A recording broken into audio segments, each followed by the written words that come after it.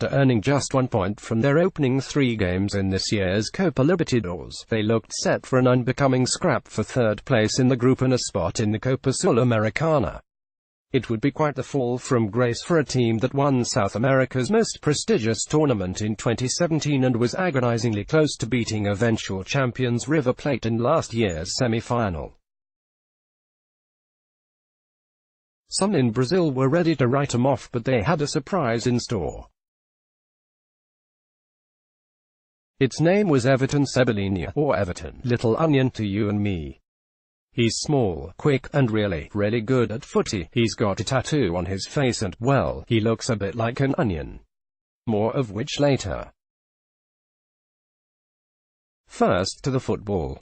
After beating Argentina's Rosario Central 2 weeks ago, Grêmio traveled to top of the group Libertad in Asunción on Tuesday night, needing all 3 points to keep their hopes of qualifying for the last 16 alive.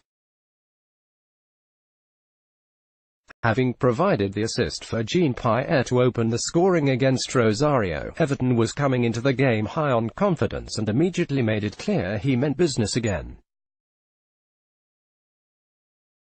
Grêmio's root vegetable was full of direct, darting runs and sent an acrobatic shot over the bar early on.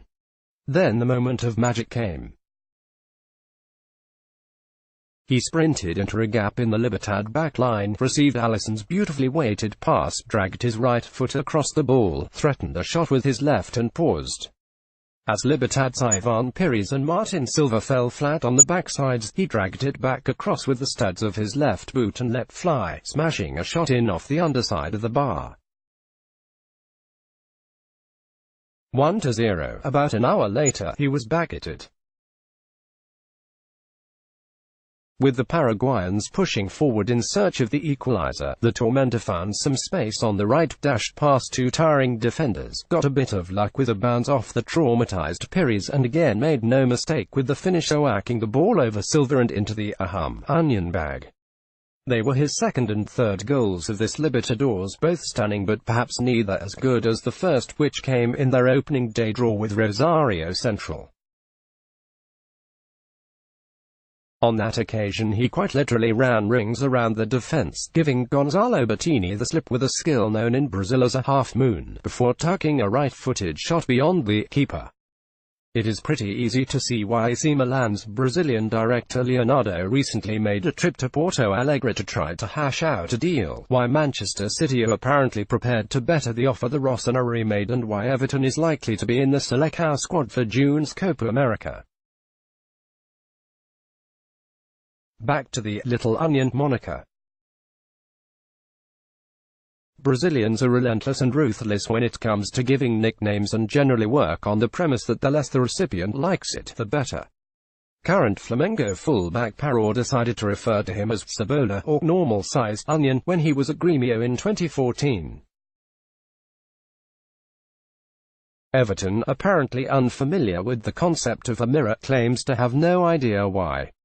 His wonderfully round, shiny head with the little tuft of hair sticking out the top might be a clue.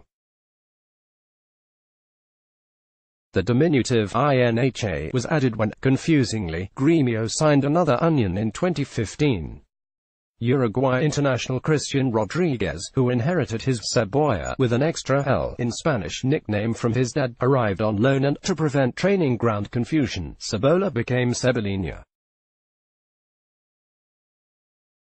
2 weeks from now, Grêmio have the chance to go head-to-head with Chile's Universidad Católica to decide who makes it into the knockout rounds of the Libertadores, a chance handed to them by the nippy, exceptionally skillful winger.